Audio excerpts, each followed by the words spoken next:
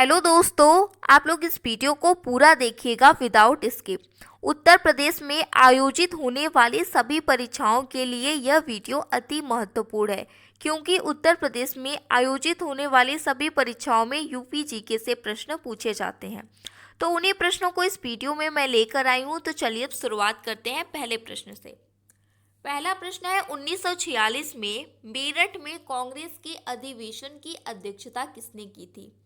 1946 का भारतीय राष्ट्रीय कांग्रेस का अधिवेशन हुआ था मेरठ में। उस समय पर उसके अध्यक्ष कौन थे?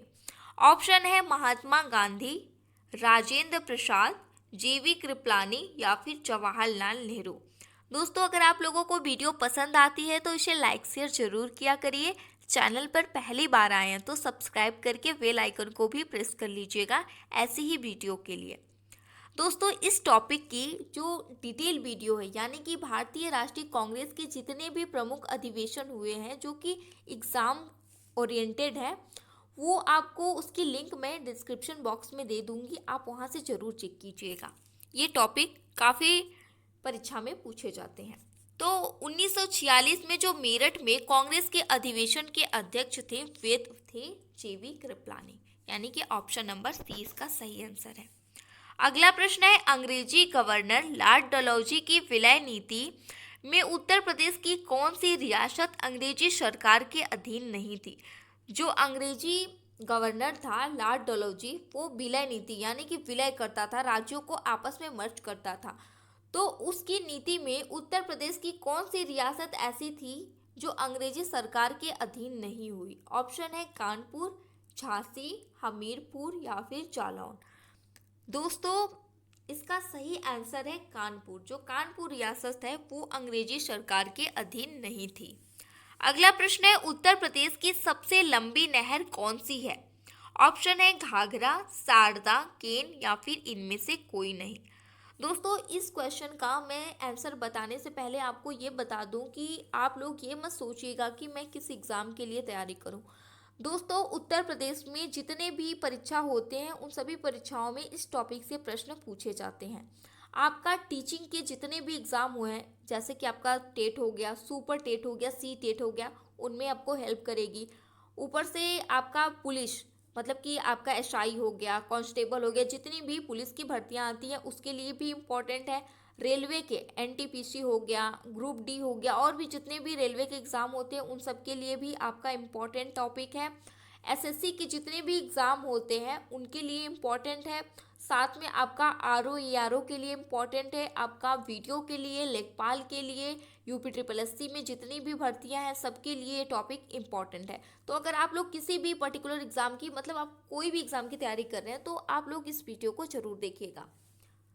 तो उत्तर प्रदेश की सबसे जो लंबी नहर है वो है शारदा नहर। ऑप्शन नंबर 20 का सही है। दोस्तों, ये कहाँ से निकलती है?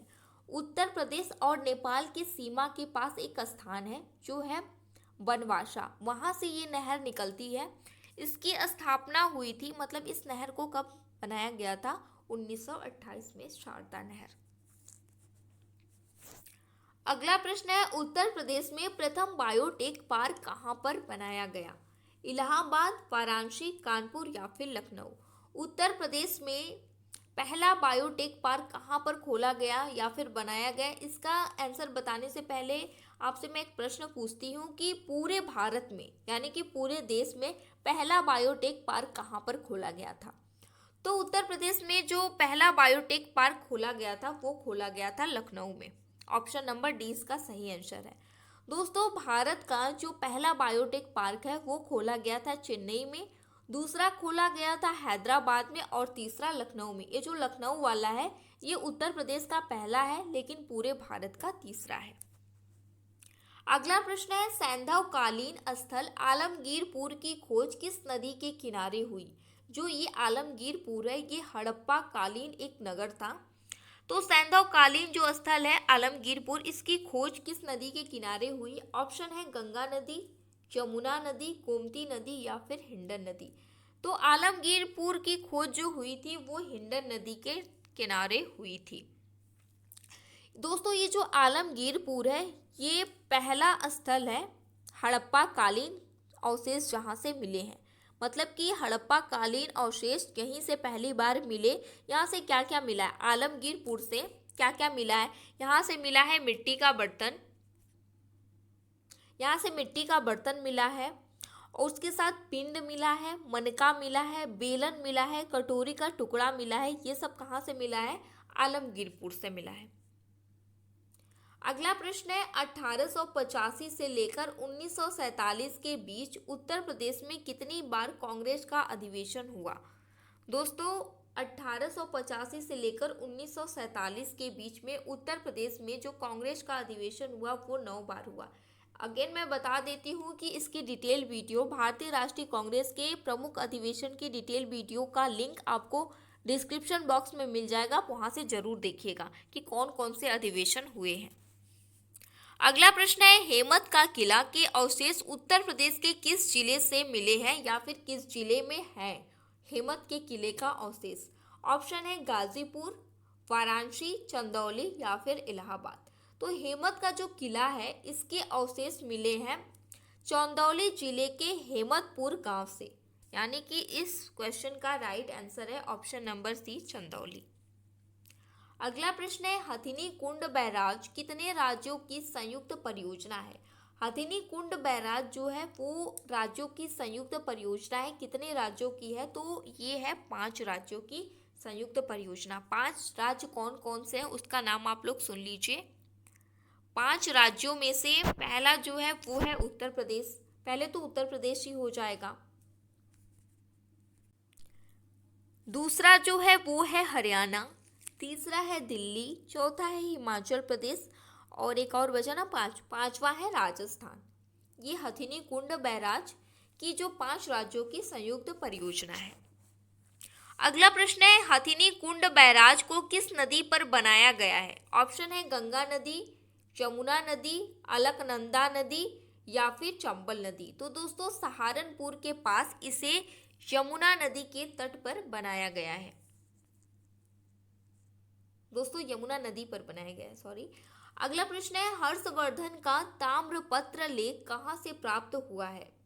हर्षवर्धन काल से क्वेश्चन है, बहुत सारे आप देखिएगा एग्जाम में जो सिलेबस दिया हुआ है उसमें ये टॉपिक दिया हुआ है। हर्षवर्धन का जो ताम्रपत्र लेख है वो कहाँ से प्राप्त हुआ है? थानेश्वर से, मैनपुरी से, कन्नौज से या फिर बांसखेड़ा से। दोस्तों ये पत्र प्राप्त हुआ है बांसखेड़ा से। ये बांसखेड़ा कहाँ पर है? शाहजहांपुर जिले में स्थित है।